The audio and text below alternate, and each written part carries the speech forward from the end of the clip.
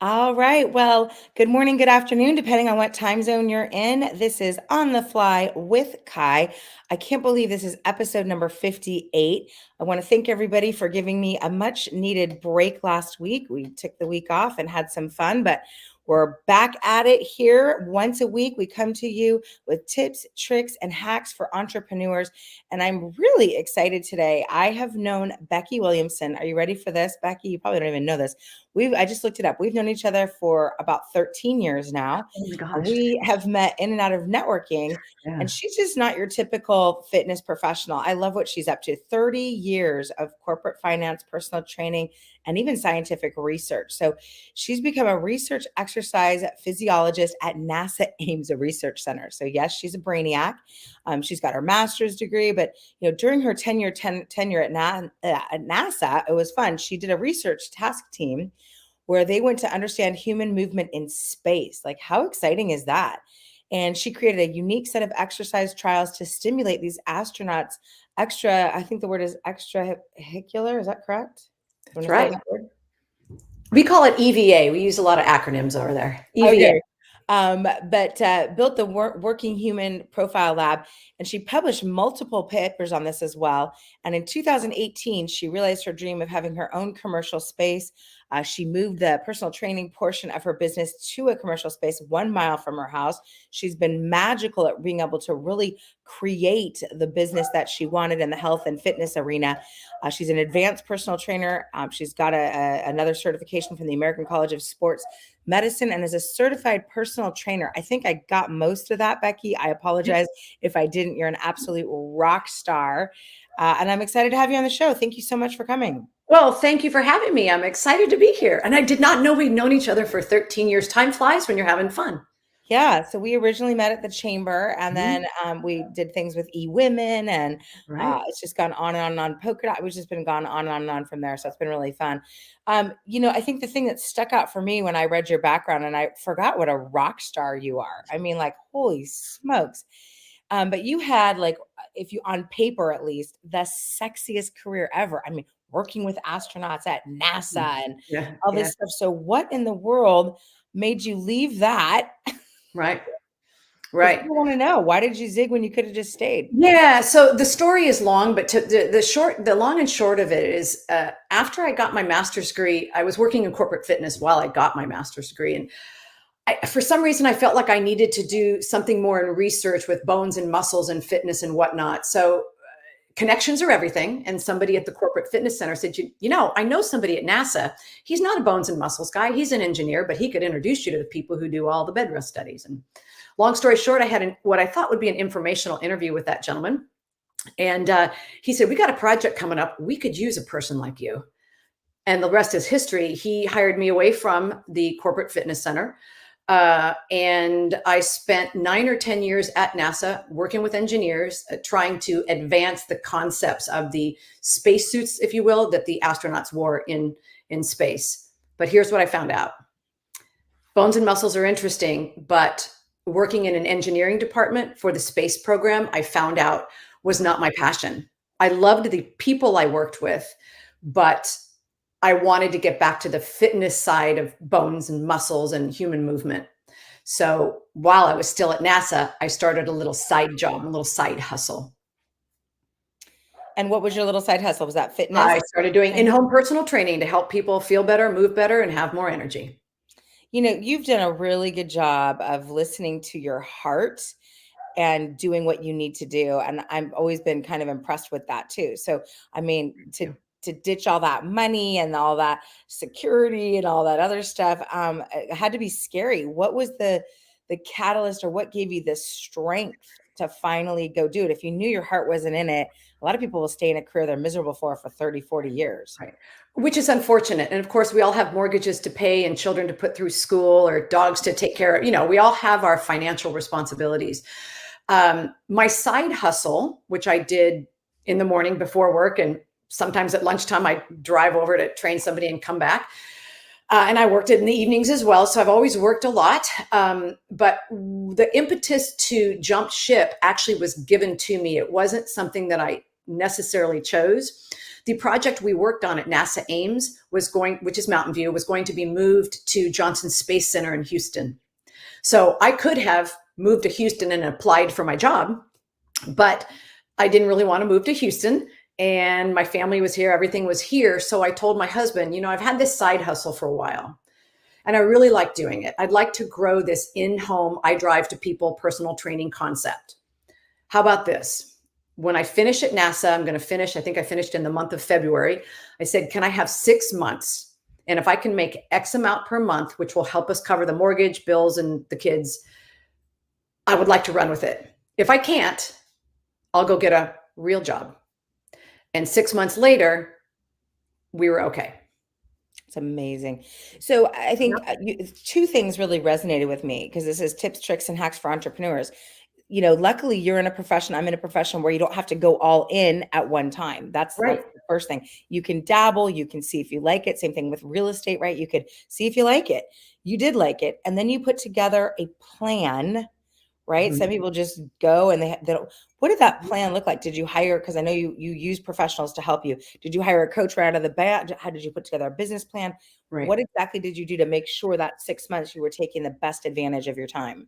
The first thing I did was not with the side hustle as much, but once I hopped off the NASA wagon, I hired a bookkeeper to tell me, how do I do my books? How do I do my accounting?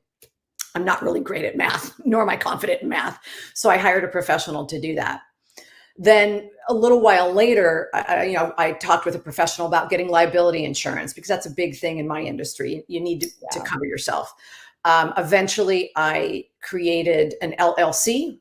Therefore, I got myself a business attorney. I got my first business attorney through the San Jose Chamber, by the way. So connections are everything. I got my, I can't remember where I found my bookkeeper, but I believe it was through somebody I knew who referred me to her, and she got me set up and showed me how to make line items for all these, who knew, I didn't know any of that. So I lined up people who could help me. I did not get a business coach until a few years later, because it just kind of happened through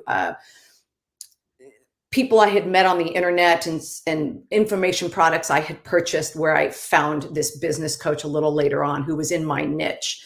But definitely the side hustle, once it moves into something that's more than a hobby, you really do need to look at, do I need any insurance coverage? What do I need? Should I be an LLC to protect, go from sole proprietor, which I started out as, to an LLC or an S Corp? You need to have those professionals lined up to counsel you on the best way to structure things when the hobby moves into a business. And you need a tax person as well.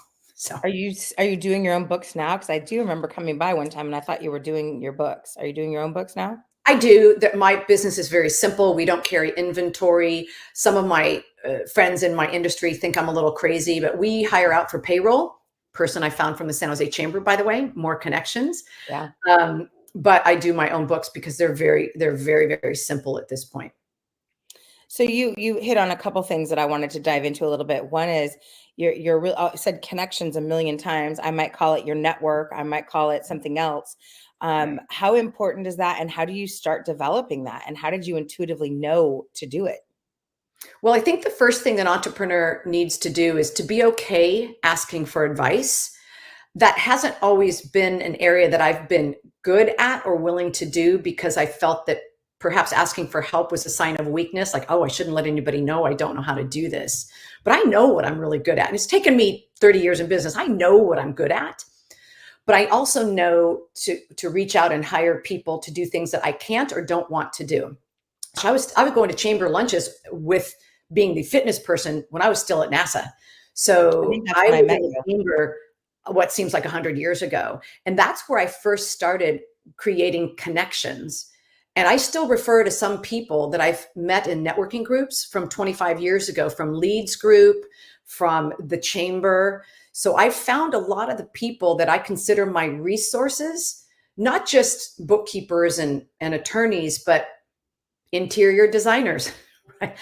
I met an interior designer through networking many years ago. She's fabulous. So I've referred her out a number of times. So we as entrepreneurs need to step out of our businesses and continue to meet people. One, because those people we may be able to help someday, and that's important to give, but we also may need their help someday, or we may be able to refer to them. The best thing you can do as an entrepreneur is look to other people who have small businesses to whom you can refer. What goes around comes around. Yeah, and I know you did a huge remodel, and I'm sure you used your network to do that as well. So good for you. You Absolutely. also mentioned something in that last discussion that I think is really important. That a lot I see. Well, there's a lot of mistakes I see solo entrepreneurs. Number one, they try to do it all themselves because they're trying to save money. It's silly. And number two, like you said, and it's kind of the same thing. They don't ask for help. So when did you like have that epiphany? And I know you're on Facebook groups and all kinds of things Right. for your profession as well. Talk to us a little bit about the Facebook groups, the mentoring, the coaching, like how important has all that been to your success? It's huge. It's huge because I think it's also something that we have to get out of our own head and realize that we don't know everything, and a collective body of different minds and different experiences can raise you up. Um, we can often avoid certain mistakes by learning from somebody in our own industry who's already made those, Yep. right? Um, and entrepreneurism is usually what's the word I'm looking for? Not insulated, but it can be lonely, right? You and your business, you deal with people all day long, but sometimes you might need to talk with another person who does exactly what you do in your group to be able to have a little community. So I think that entrepreneurship can be isolating. That's the word I was looking for, isolating. So we need to make sure that we have peers to whom we can reach out. So I have been with the same business coach for about 13 years, and he's had different iterations of groups that he coaches. And because of all those different groups, I now have, I think, 4 Facebook groups that I belong to. But they're all my Facebook friends, my personal Facebook friends now. So I can hop onto Facebook, or in some cases, just my cell phone, and text somebody in Austin, Texas and say, hey, Nate, how would you do this? I'm trying to do this new promotion. How did you do it when you did it? Well, there's no competition because he's in Austin and I'm in San Jose, California. So using these mastermind groups or groups of like-minded people doing the same things is extremely helpful. Some of the programs I've run over the years in my business, I didn't come up with the idea. They came up within our groups, and somebody would go, okay, I just ran this promotion. Here's how I did the lead generation. Here's how I did the landing page. And this is what happened. And we take all that information and apply it to our business. So being connected with other people who do what you do when you're an entrepreneur can really decrease the learning curve for somebody who's new, and then slingshot somebody who's already in business and doing well but wants to try something different. And I think, you're super smart because it's an abundance mentality. There's enough for everybody. Right. And if you run with that sort of a mentality, Mhm. then you can have cooperation, collaboration, and you're not Yes. competitive. It's a different kind of C, right? Yes. Versus competitive. That's awesome. I really wanted to also hit about, and we're going to kind of switch gears here, Mhm. just about family. So, Mhm. I think, you did some great conversations here, but you're got some listeners that are going to be watching this that say, it's difficult. I got a job, I got a husband, I got Mhm. kids, or vice versa, right? How did you juggle that? How did that Mhm. manage? Because I mean, your son at 30 years, right? Been raised with Son's all that. 28, daughter's 30. Yep. Yeah. Oh, I forgot your daughter too. So that whole time you've had kids, right? So Yes, pretty much. When I started at NASA, I didn't have any kids. We got a dog first. We thought we'd just start out a little more low key, and then we got the house. Then we got the kids. And yeah, so raising a family takes time and takes money and all sorts of things. So most of us have to work while we're raising our family. And one thing I think I can look back now, because it's been 30 years since I became a parent, is that we don't have to do everything all at once. I wanted to do some big things. In fact, when I was still at NASA, the division chief said, "Hey, would you like to go to Stanford and get your PhD?" They had a collaborative program Wow. where we could go to Stanford, get the PhD technically for free, and work, I think, or NASA paid for it. I don't really remember the details. And somebody said, "Becky, you have two small kids." This is somebody I didn't even know that well. It was at some convention for fitness people. And she said, "You've got the rest of your life to get a PhD, really, if you think about it." But she said, when you're 45, 55, 60, you can't really raise small children. This, why women go into menopause at a certain point. You should have them when you're a little younger. So she said, if I were you, I'd pick your battles on what you do right now. And right now, those kids should be your priority. And I've always remembered that. And this was probably 28 years ago when I sat at a fitness conference at a round table, and somebody just said, "I'm just going to let you know, here's my thought on that." And I think she was right, because if I'm 61 right now, I can go get a PhD if I wanted to, but that would have caused some time management problems back in 1995. So the first thing I would tell a working parent, male or female, is prioritize what's important right now. There was a time when my kids were very little where I really wanted to, I left NASA and I really wanted to open up my own facility, but facilities cost money. And the first person who's going to get paid is the landlord. I'm going to get paid after the landlord, the PG&E, the internet. Well, there was probably no internet at that point, but I'm the last one who's going to get paid. And I didn't have the confidence to open up that facility and hope that if I build it, they will come. Because I didn't want to have to tell a child, I can't send you to college because I kind of screwed up on that lease thing with the new studio. So I did wait until after the second one graduated from college before I looked for a studio in earnest. I was looking a little bit when they were still in high school, but not that seriously. And there was a fear. So when I actually opened my studio, finally, after however many years of being in the industry, I believe I told my husband, so I'm going to do this. And if it doesn't work, I'll take you and the dog down with me. But our kids, they're good. They've got their education. Now they're on their own. It's their time to do what they want to do. And I've never looked back, but I think the moral of my little story is you don't have to do everything right away. And family's important. So I chose to be an in-home trainer while my kids were growing up. And I had a very supportive spouse. So he got the kids up. I was out the door at 5:45 or 6 in the morning, many mornings. He took the kids to school. I picked them up. I didn't train people between 3 and 6 p.m. because I wanted to be home. I put dinner on the table and I often went back out to train an evening client. I made those choices so that I could be with my kids, but also bring home an income. And did I have to turn down a few people here and there because of time? Yeah, but that's okay. Because my priority was, I want to be with my kids. I know I need to make a living, and I will, but I may not make a killing right now if I can't train the clients when my kids are in school or my husband's going to be with them. So there were some trade-offs, and I think trade-offs are fine. And you have to decide as an entrepreneur what's important right now.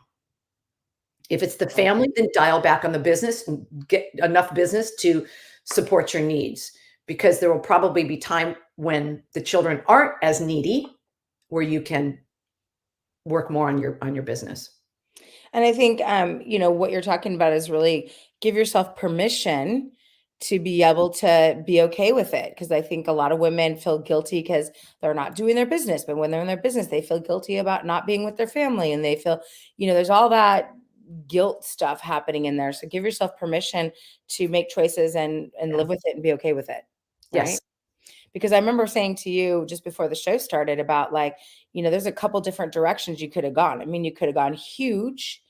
And you said something really profound. And I don't want to say it without you saying it first, but you said something about being big and scalable and all that stuff. I'd love for you to share with people that, because I thought that was a great insight. When I first started my vision with a business coach on what did I want my company to look like once I got that studio, I was looking at about 5,000, 6,000 square feet. We have two major core offers, and I wanted both of them kind of compete for the same time frame. People are often exercising before work or after work, and I wanted to be able to offer both simultaneously in a big enough studio that they wouldn't compete. That's it's a big nut here in Silicon Valley. Yeah. And luckily, I was talked down from that because this was right before the pandemic, a year or so. And I went smaller scale. And I'm glad that I did that. And one of the notions that was put into my head, so I did not make this phrase up. It was my business coach who said, bigger isn't always better. Better's better. So you can be better. You don't have to be bigger. And you also have to look at, what do I want my business life to look like? When your business gets bigger, it can be great, but you could have bigger headaches. The more people you employ, bigger headaches. The more clients you have, you could have bigger headaches. The more services, products, whatnot that you offer, more balls to juggle.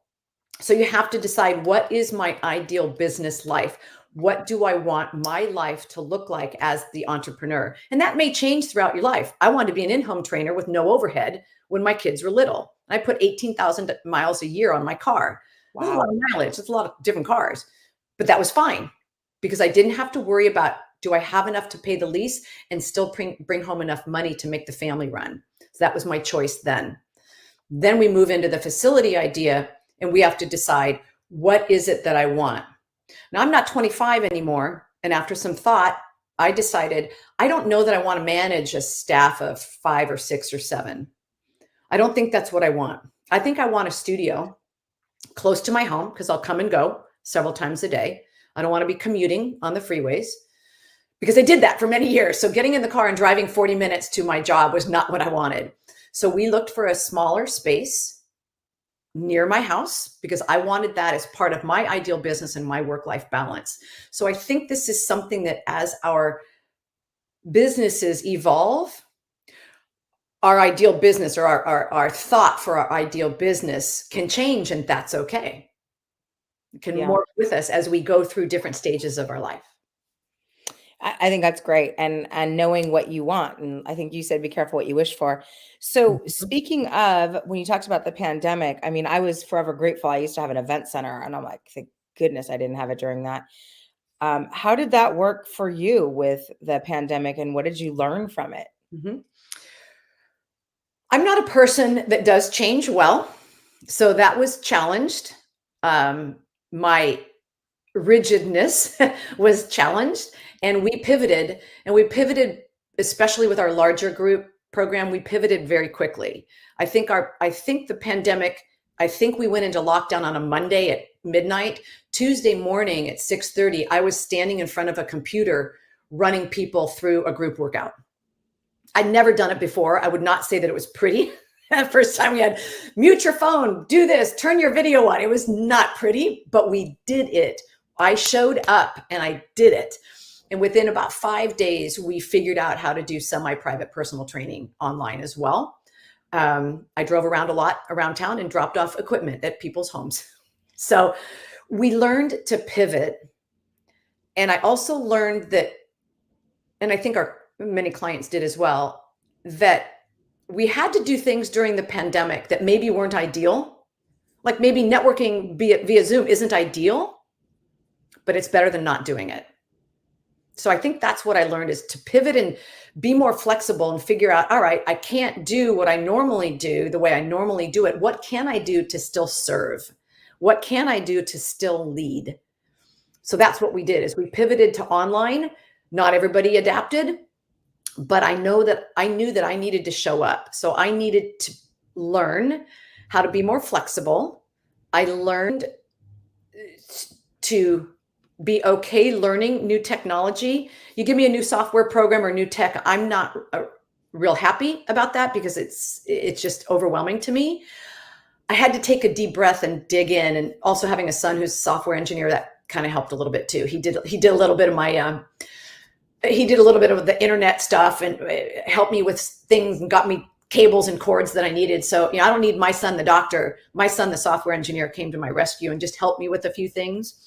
So I learned to be flexible, and we learned to pivot and still deliver what we promised to deliver to our client base. And something was better than not doing anything. Definitely. And you said you didn't keep a lot of that now that you've been able to go back open again. You kept some of it. And I thought it was an interesting answer why you said why you did not. So we still offer online training if somebody wants it, but I'm a people person and I really like the community of not only having people come into our studio, but also the interactions that go on between them. We offer personal training, but it's in a semi-private format. So I've got up to 4 people in our studio working on their own programs, but the discussions that happen, the motivation that happens, the networking that happens. We got one group, we call it the financial hour. They're all finance people. They're all trying to find each other, new ways to do things or whatnot. It's kind of cool. Can it happen on Zoom? Yeah. Do we still offer Zoom? Yes. We are on Zoom several times a week. Clients are in their home working on the program that we wrote for them, and it works. But for me and my ideal business, because that's important, is doing what I love and the way I love to do it. It's in person. Will I offer online training to somebody who wants it? Absolutely, because it's great that we have the technology and we can do this, but it's not my cup of tea. So I'd prefer to see people in person. I think it's really interesting that you've been very clear, and for entrepreneurs, sometimes they're not that clear. You're clear on what you want and what you don't want, and then just go out and create it. I really appreciate that about you. It's been a reigning theme throughout this whole thing here. So one of the things I've seen you do though is you work too much. You work a lot. And I'm like, I feel like sometimes you could hire people out. And you talked about working in your business versus on your business. Elaborate a little bit on that, because I want you to get more trainers so you can have more time, young lady. So one thing we didn't talk about before our Facebook Live started is I have hired a coach. So I did know that, actually. That's great. She just is starting onboarding right now. So yes, my business model is a little tough in that we don't have a studio that is like open gym where people just come in and work out. It's only by appointment. So we see people in the morning, we see people in the evening. In the middle of the day, that's when I work on the business. So I see people in the morning and the evening. Then in the middle of the day, that's when I get my lunch or my own workout, and then I work on the business. Do I work too much? Yes. Part of that is, I think, my wiring is that I'm just built that way. Part of it is also, and this is something that other entrepreneurs might struggle with, we often, start our business as a solo operation. Then when we hire people, we're used to doing everything by ourselves. Unless you hire somebody to do something that you don't normally do, like payroll. I've never done payroll. Pete Buchter at Pay and Time does my payroll. But the other things that I've always done, it's hard for some personalities to step away. And that's something I'm still learning. Is I'm still in some ways a solopreneur mindset, and I need to work better at being a business owner and leader, and being okay stepping away and letting somebody else do something. My business model was built around me, my training protocols, my terminology, even some of the words we use for certain exercises. This is a hard model for somebody to step into. So that's just a quirk in my business that I'm working on and trying to step away a little bit more. But we don't, in Silicon Valley, people need full-time income. What we offer at my company is part-time hourly work. So I need to find people who maybe have another job, maybe a teacher who wants to work in fitness at night, or somebody who was a stay-at-home parent and now wants to expand, or an early retiree who wants to do their passion. So those are kind of the people I have to look for to do what we do, because there probably won't be a 40-hour-a-week job for somebody in the near future at my business. It would be part-time. Yeah, well, I mean, we covered a lot of ground here, and there were still things that I didn't get a chance to get to, which is entrepreneurs creating a retirement, ideal vision as well. But there was so many nuggets in this, Becky. I just want to thank you so much. I think this is really going to help people. You're welcome. And yeah, and if they want to continue, this conversation with you, or maybe they want to work with you on some sort of a fitness program, let them know your email. So if they're listening, they can hear it, but it's also up on the screen right now. Sure. Anybody who needs, help with their small business, just, needs some nuggets, or if they need help with their fitness, we're in San Jose. And my email is Becky, BECKY, @lifesportfitness.net. Perfect. Thank you so much. And I really appreciate you being on the show. It was a fantastic conversation. For Welcome. everybody else, thank you for watching another episode of On the Fly with Kai, where we give you tips, tricks, and hacks for entrepreneurs. Don't kill me, audience, but we will not be here next Thursday. I'm traveling again. I'll be at our 50-year anniversary convention in Ada, Oklahoma. No, I'm going to be in Oklahoma City, Oklahoma. So we will see you the week after that. But with that, thank you so much, Becky, again. You're Take welcome. care. Take charge, everybody. And we'll see you guys over the top. Bye-bye.